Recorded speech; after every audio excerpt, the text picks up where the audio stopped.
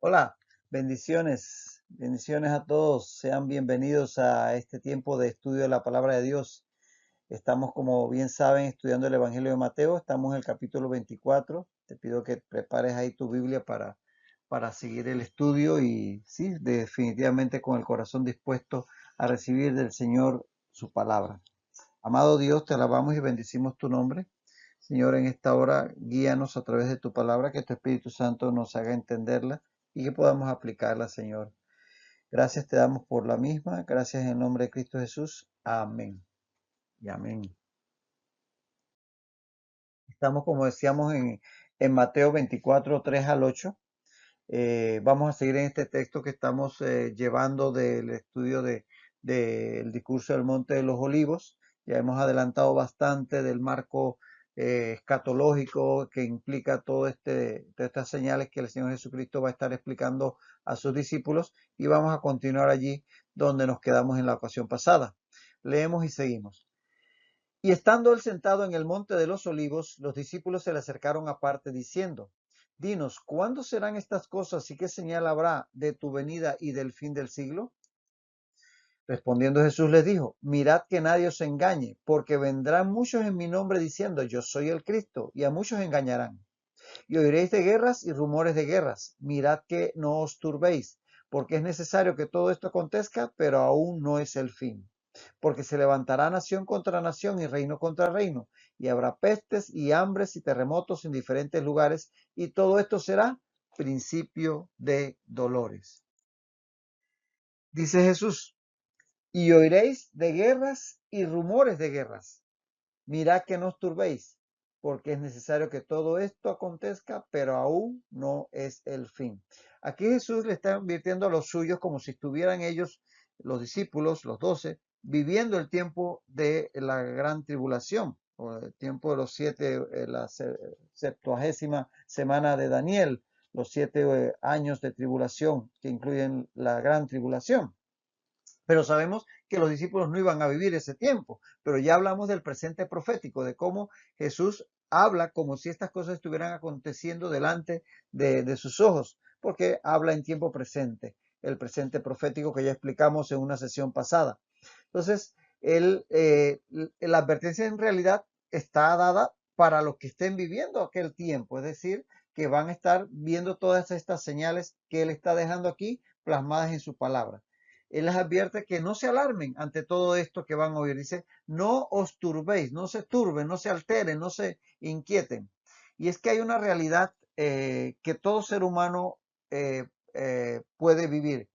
El hecho de que cuando hay este tipo de conmociones en el ámbito mundial o incluso nacional o incluso personal, en la salud, en la economía, una pandemia, una crisis política, una guerra, un terremoto, una catástrofe ambiental, cualquier situación que sale nos saca de la rutina diaria, nos inquieta, nos perturba, nos altera, nos pone nerviosos. Todos podemos en algún momento caer en esas situaciones de inquietud, de situaciones de alarma. Pues bien, el Señor se adelanta a decirnos: van a ver estos acontecimientos realmente terribles, pero nos dice o le dice a todos los que estén ahí y que estén confiando en Él y su pronta venida, que no se turben, no se alteren. Y es que la confianza en Dios, cuanto más confianza hay en Dios, menos inquietud hay por los acontecimientos diarios. Viceversa, mientras menos confianza tenemos en Dios, más nos inquietan los acontecimientos, porque nuestra confianza es Dios. Habrá enfermedades, habrá escasez económica, habrán guerras, habrán terremotos, habrán situaciones de toda índole, política, natural, enfermedad, etcétera. Pero si nuestra confianza está en Dios, podemos tener paz, podemos tener tranquilidad, aún a nivel personal, en tu casa, en tu trabajo, en tus situaciones de toda índole. Si tu confianza está en Dios, los acontecimientos sí, no es que los vamos a ignorar, pero no nos van a turbar al grado que lo harían si tuviésemos nuestra confianza puesta en el dinero o en el político o en la estabilidad laboral o en las tantas y tantas cosas de tipo material en las cuales la gente pone su confianza. Pongamos nuestra confianza en Dios y eso nos permitirá caminar por encima de las circunstancias. Los acontecimientos van a ocurrir, pero nuestra confianza en Dios evitará que nos inquietemos en en una manera demasiado excesiva, perdón.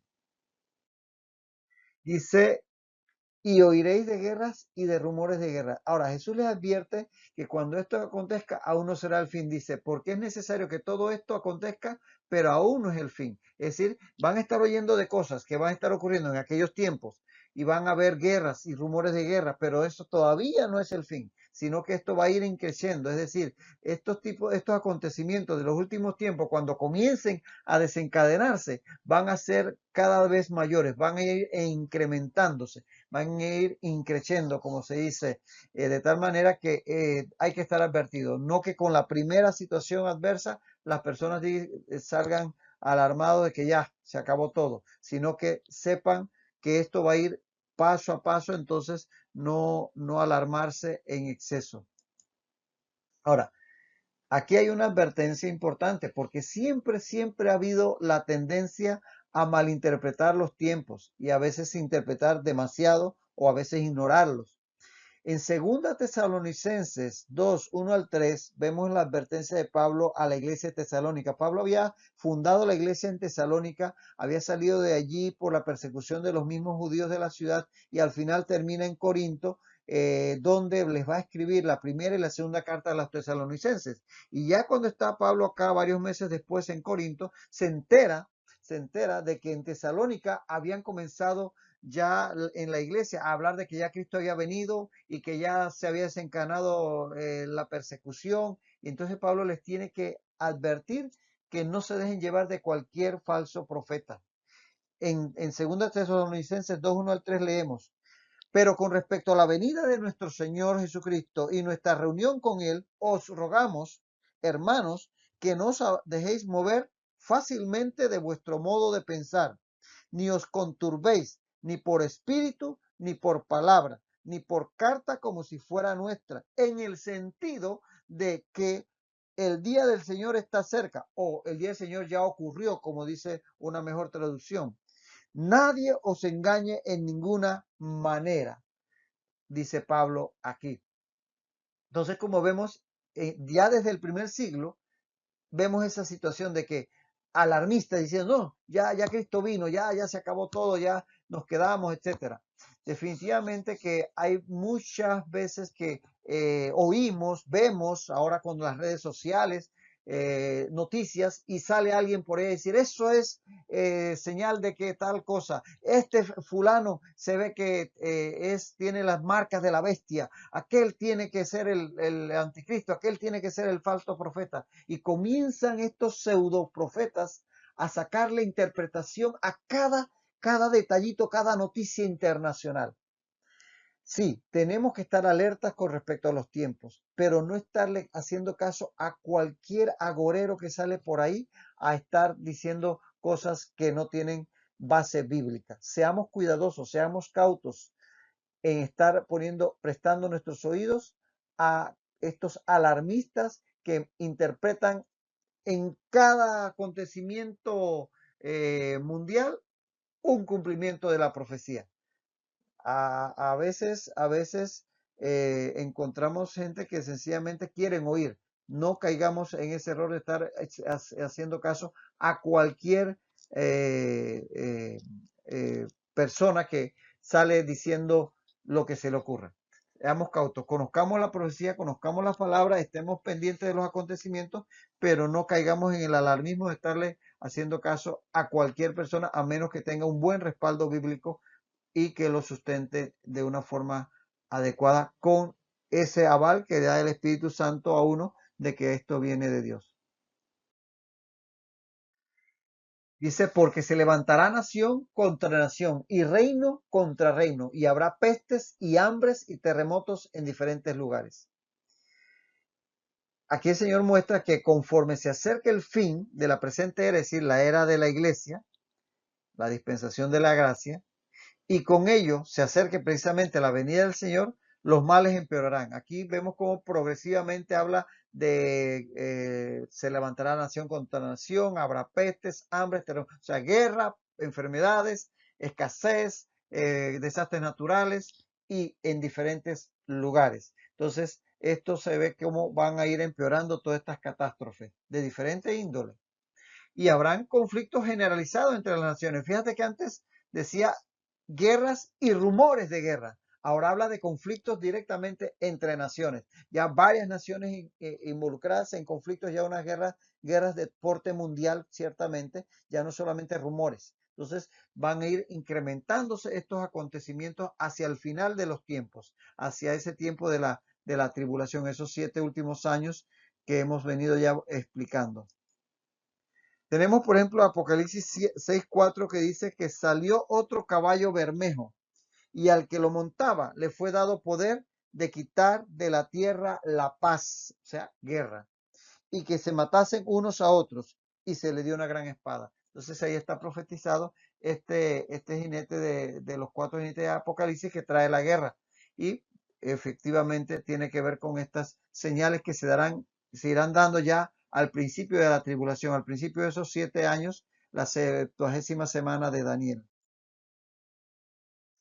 Ahora, a las guerras le seguirán epidemias, porque dice, reino, se levantará nación contra nación y reino contra reino, y habrá pestes. O sea que vendrán enfermedades. Apocalipsis 6, 5 al 8, Apocalipsis 6, 5 al 8 dice, cuando abrió el tercer sello, oí al tercer ser viviente que decía, ven y mira, y miré, y he aquí un caballo negro, y el que lo montaba tenía una balanza en la mano. Y oí una voz de en medio de los 4 seres vivientes que decía 2 libras de trigo por un denario y 6 libras de cebada por un denario, pero no dañes el aceite y el vino. Eso habla de hambre porque se van a vender muy caras los alimentos básicos, en las cosas de lujo que solamente los ricos podrán tener, esas no serán tocadas. Y cuando abrió, dice el 7, cuando abrió el cuarto sello, oí la voz del cuarto ser viviente que decía, ven y mira, miré y aquí un caballo amarillo. Y el que lo montaba tenía por nombre Muerte, y el Hades le seguía, y le fue dada potestad sobre la cuarta parte de la tierra para matar con espada y con hambre y con mortandad y con las fieras de la tierra. Entonces ahí vemos pestes, es decir, muerte y hambre en toda la tierra, en este caso con el tercer y cuarto sello en Apocalipsis 6.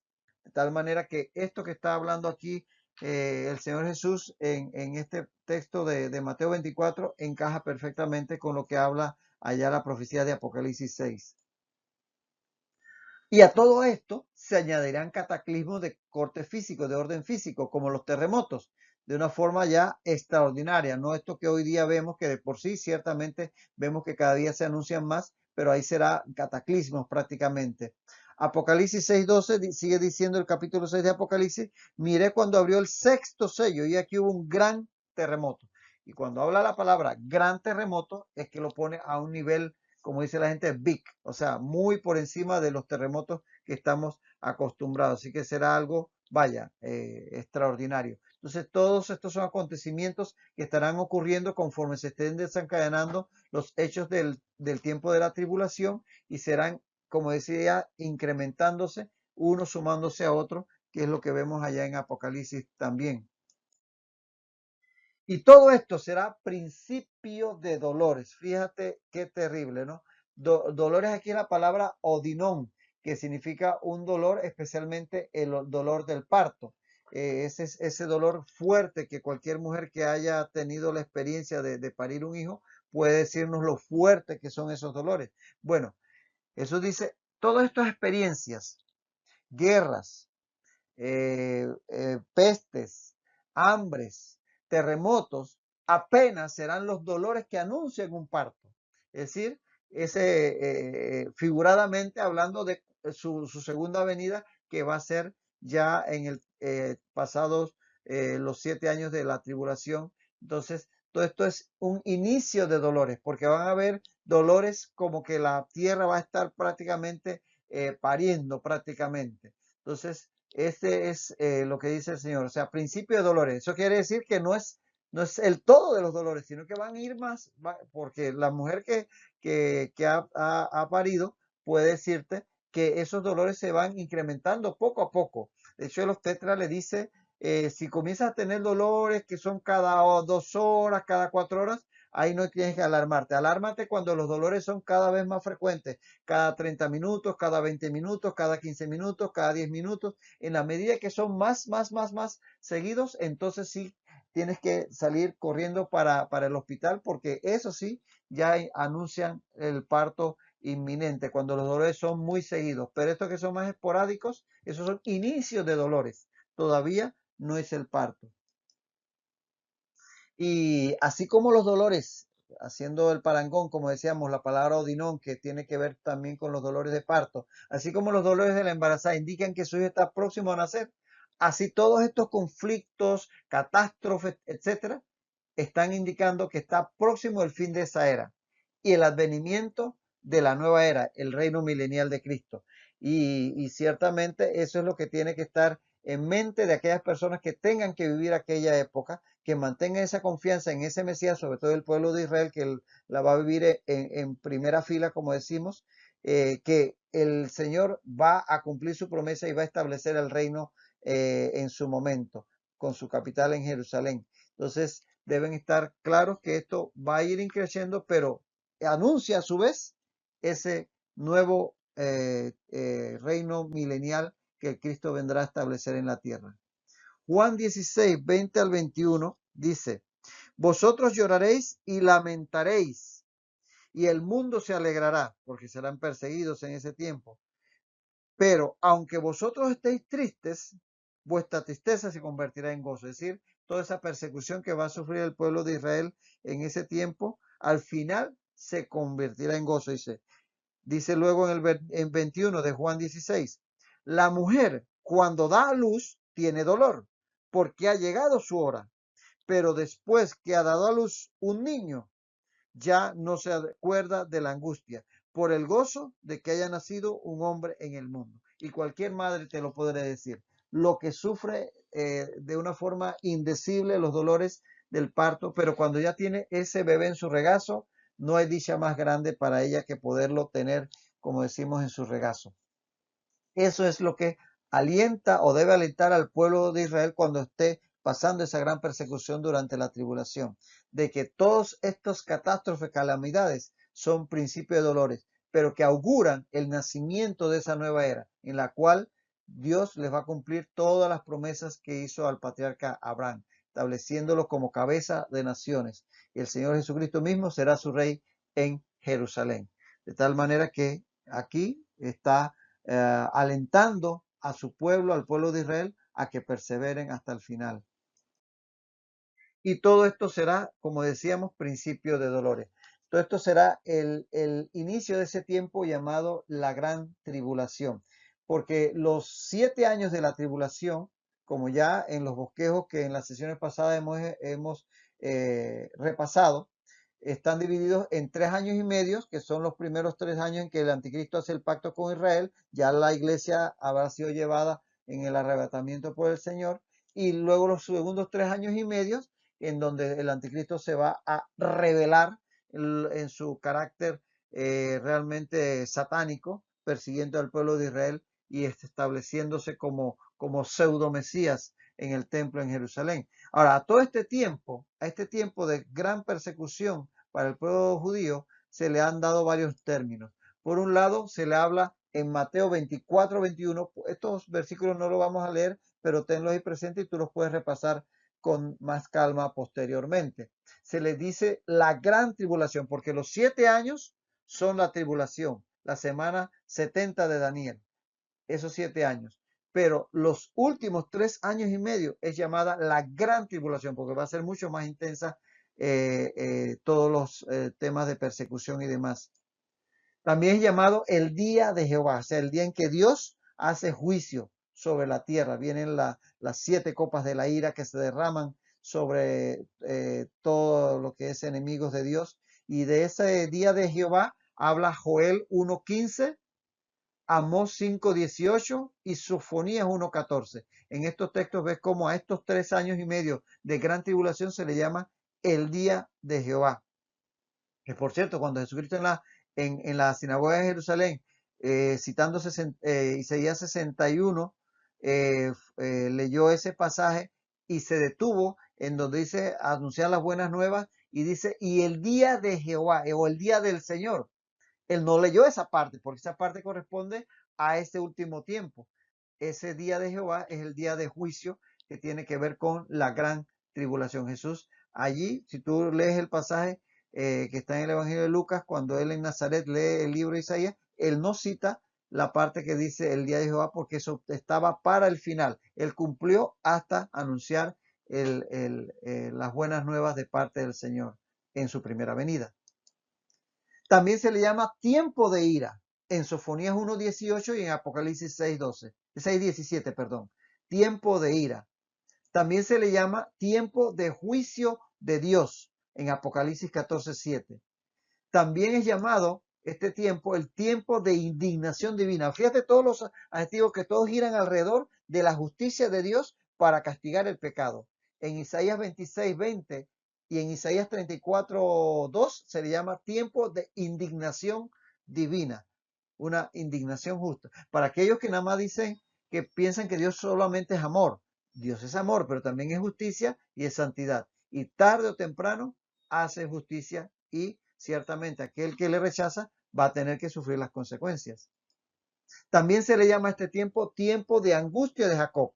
Esto está en Jeremías 37 y es muy característico este término porque precisamente, como ya hemos adelantado en las últimas sesiones, en la gran tribulación es un tiempo en donde Dios reinicia el trato con Israel, ese trato que se suspendió allá en el año 70 y donde el pueblo entonces fue esparcido y todo aquello que ya hemos explicado en su momento, se reinicia ese trato a partir de que la iglesia es llevada por el Señor Jesucristo en el rapto y comienza ese trato en estos 7 años que de la tribulación, pero a esos 3 y medio últimos años se le llama tiempo de angustia de Jacob, es decir, del pueblo de Israel, porque precisamente es a él al que se va a enfocar el anticristo a perseguirlo, o a cualquiera que confíe en el Mesías, pero en especial al pueblo de Israel. En Jeremías 37 se le llama tiempo de angustia de Jacob. Y también se le llama hora de la prueba en Apocalipsis 3:10, la hora de la prueba. Y finalmente también se llama día de tinieblas en los profetas, en Joel 2:2, en Amós 5:18, en Sofonías 1:15. Todos son términos que se refieren a esos últimos 3 años y medio de gran tribulación, la segunda mitad de la semana 70 de Daniel, la segunda mitad de los 7 años de la tribulación que Dios va a estar tratando con el pueblo de Israel a través de todas estas situaciones difíciles que tendrán que ver con el fin de los tiempos antes de su segunda venida. Muy bien, aquí terminamos con esta porción y vamos a iniciar la siguiente porción que continúa en el texto. Vamos ahora a los versículos 9 al 14. Mateo 24, 9 al 14. Anota para que lo revises en su momento. Este texto que vamos a leer de Mateo 24, 9 al 14 es paralelo con Marcos 13, 9 al 10. Marcos 13, 9 al 10. Es un pasaje paralelo con respecto a Mateo 24, 9 al 14. Dice así la palabra. Entonces os entregarán a tribulación y os matarán, y seréis aborrecidos de todas las gentes por causa de mi nombre. Muchos tropezarán entonces y se entregarán unos a otros, y unos a otros se aborrecerán. Y muchos falsos profetas se levantarán y engañarán a muchos.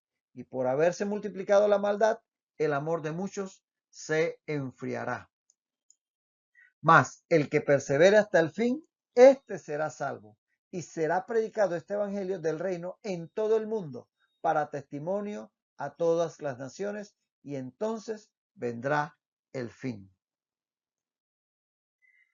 Dice aquí Jesús, recuerda, sigue aquí el texto del discurso del Monte de los Olivos, sigue diciéndole a los discípulos, como si ellos estuvieran presentes en ese último tiempo. Ya explicamos esto del presente profético. Entonces os entregarán a tribulación y os matarán, y seréis aborrecidos de todas las gentes por causa de mi nombre. Pero recuerden que el contexto de que él está hablando es del tiempo de la tribulación, los 7 últimos años antes de su venida. Entonces, como decíamos, ese es el contexto, el tiempo de la tribulación. Y prácticamente este entonces que vemos aquí en este texto, prácticamente está marcando la mitad de los 7 años de la tribulación. Es decir, cuando se comienza a desencadenar los últimos 3 años y medio, que sería la gran tribulación, el tiempo de angustia de Jacob, por los acontecimientos que vamos a ver que comienza a narrar el Señor. Habrá persecuciones sobre los creyentes de ese entonces, y entendiendo creyentes, no la iglesia, que no estará presente en ese tiempo, sino aquellos que habrán durante ese tiempo creído.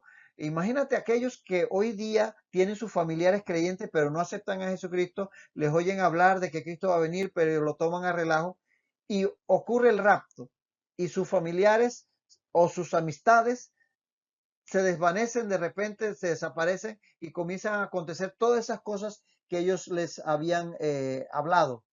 Muchas personas aceptarán a Cristo ya en el periodo de la tribulación, precisamente por haber visto los acontecimientos, y otros por las diferentes señales que el Señor hará. Incluso pondrá a predicar a los 144,000 de Israel, especialmente para el pueblo de Israel, aquellos 2 testigos y demás. O sea que habrá creyentes, personas que creerán en Jesucristo como el Mesías, pero tendrán que esperar a su segunda venida y sufrir la persecución por estar esperando al Mesías, tanto del pueblo de Israel como gentiles. Y habrá persecuciones sobre estos creyentes en ese entonces, como lo dice aquí, que los entregarán a tribulación, etcétera.